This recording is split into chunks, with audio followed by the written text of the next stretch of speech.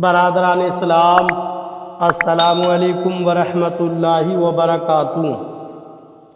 آپ تمام حضرات سے گزارش کی جاتی ہے کہ خود بھی قرآن کریم کی تلاوت، ترجمہ اور تفسیر سماعت کیجیے، اپنے عزیز و اقارب اور رشتہ دار کو بھی شیئر کیجیے تاکہ آپ اس کے ذریعے صدقہ جاریہ کے مستحق ہو جائیں۔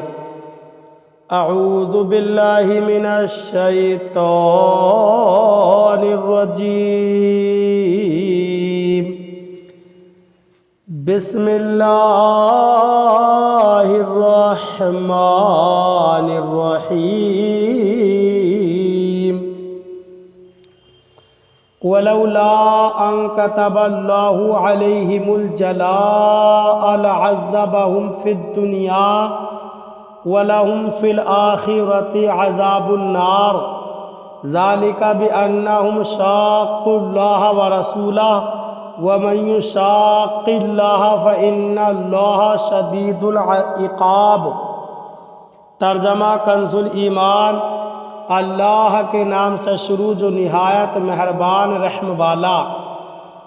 اور اگر نہ ہوتا کہ اللہ نے ان پر گھر سے اجڑنا لکھ دیا تھا تو دنیا ہی میں ان پر عذاب فرماتا، اور ان کے لیے آخرت میں آگ کا عذاب ہے۔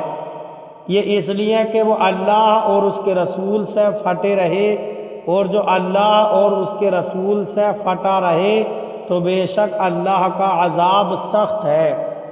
ترجمہ کنز العرفان۔ اور اگر یہ بات نہ ہوتی کہ اللہ نے ان پر گھروں سے اجڑنا لکھ دیا تھا تو ضرور وہ دنیا ہی میں انہیں عذاب دے دیتا، اور ان کے لیے آخرت میں آگ کا عذاب ہے۔ یہ سزا اس لیے ہے کہ انہوں نے اللہ اور اس کے رسول کی مخالفت کی، اور جو اللہ کی مخالفت کرے تو بے شک اللہ سخت سزا دینے والا ہے۔ وَلَوْلَا أَن كَتَبَ اللَّهُ عَلَيْهِمُ الْجَلَاءَ، اور اگر یہ بات نہ ہوتی کہ اللہ ان پر گھروں سے اجڑنا لکھ دیا تھا۔ اس آیت اور اس کے بعد والی آیت کا خلاصہ یہ ہے کہ اگر یہ بات نہ ہوتی کہ اللہ تعالیٰ نے ان یہودیوں کا مال اور اولاد کے ساتھ گھروں سے جلا وطن ہونا لکھ دیا تھا تو وہ دنیا ہی میں انہیں عذاب دے دیتا، اور بنو قریظہ کے یہودیوں کی طرح انہیں بھی قتل اور قید میں مبتلا کرتا، اور یہ لوگ خواہ جلا وطن کیے جائیں یا قتل کیے جائیں، بہرحال ان کے لیے آخرت میں آگ کا عذاب ہے جس سے سخت کوئی عذاب نہیں۔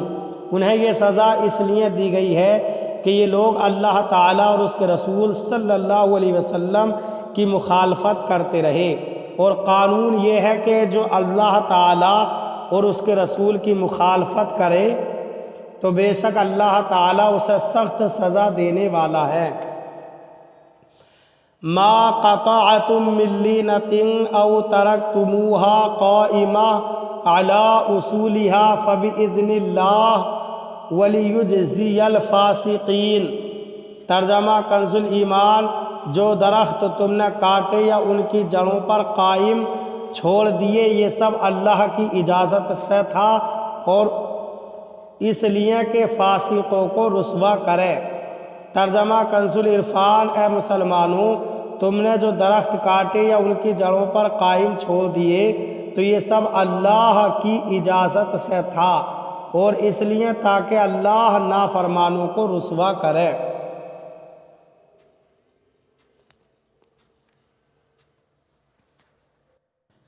ما قطعتم من لینۃ او ترکتموها قائمۃ علی اصولها، تم نے جو درخت کاٹے یا ان کی جڑوں پر قائم چھوڑ دیے۔ شان نزول۔ جب بنو نذیر اپنے قلعوں میں پناہ گزین ہوئے تو سرکار دو عالم صلی اللہ علیہ وسلم نے ان کے درخت کاٹ ڈالنے اور انہیں جلا دینے کا حکم دیا۔